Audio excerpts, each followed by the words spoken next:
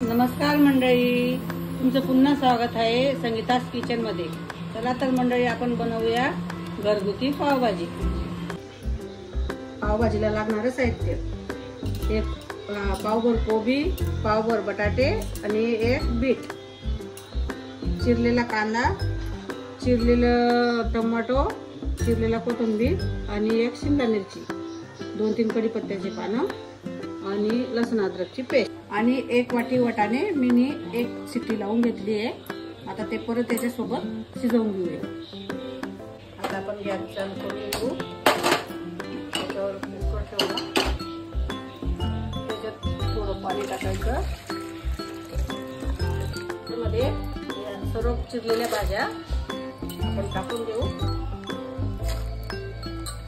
आणि 4 शिट्ट्या काढून घेऊ। एका साईडला आता आपण एक कढई ठेवली आहे, त्याच्यात 2 चमचे तेल घेऊया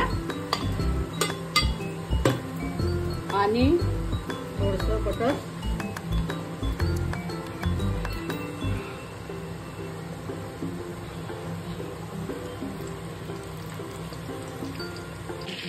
त्याच्यात थोडं जिरं टाकूया, 1 चमचा भर,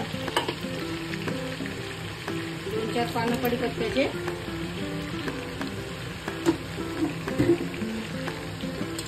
मी नाही तर 2 शिमला मिरची चिरून घेतल्या होत्या।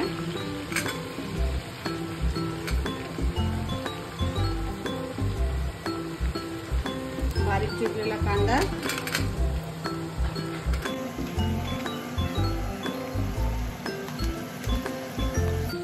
कांदा चांगल्या तेलात परतून घेऊया गुलाबी कलर येईपर्यंत। तर मंडळी, आपण याच्यात टाकू आता 3 चमचे लसूण अद्रकची पेस्ट,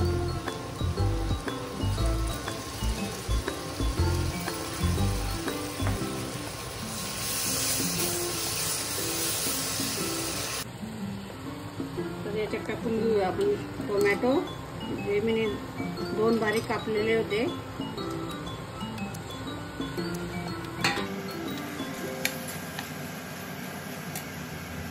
आणि आता आपण याच्यात टाकूया 2 चमचे लाल चटणी, 1 चमचा हळद आणि 1 चमचे मीठ।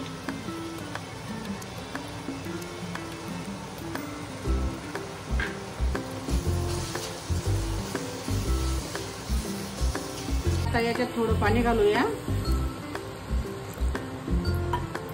जेणेकरून टोमॅटो चांगले गाळ होतील। आता याच्यावर झाकण ठेवून घेऊया आणि बारीक गॅसवर शिजू देऊया। बघा, आपले टमाटे चांगले शिजलेले आहे। आता चला तर पाहू आपण कुकर मधल्या भाज्या शिजल्या का चांगल्या। बघू शकता तुम्ही, आपल्या भाज्या चांगल्या शिजलेल्या आहे। तर आपण त्या कढईच्या साहाय्याने चांगले मॅश करून घेऊया।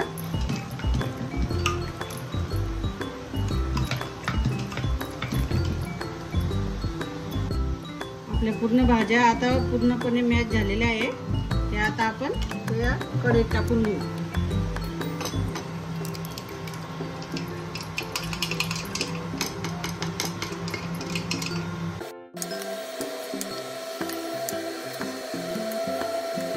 तर मंडळी, आता आपण याच्यात टाकूया पावभाजी मसाला, जो मी मार्केटमधून आणलेला आहे।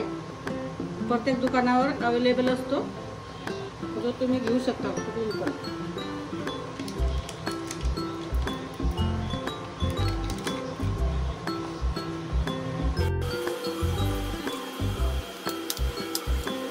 त्यानंतर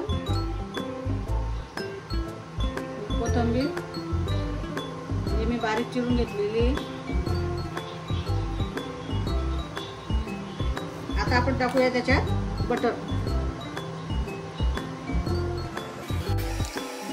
आणि थोडी मंद आचेवर शिजू देऊया। तर मंडळी, आपली तिकडे एका साईडला भाजी होते तोपर्यंत आपण पाव भाजून घेऊया। त्याच्यासाठी घेतले मी 1 चमचा बटर, कोथिंबीर आणि थोडी पावभाजी। 2 पाव घेतले, ते मधून असे कट करून घेतले.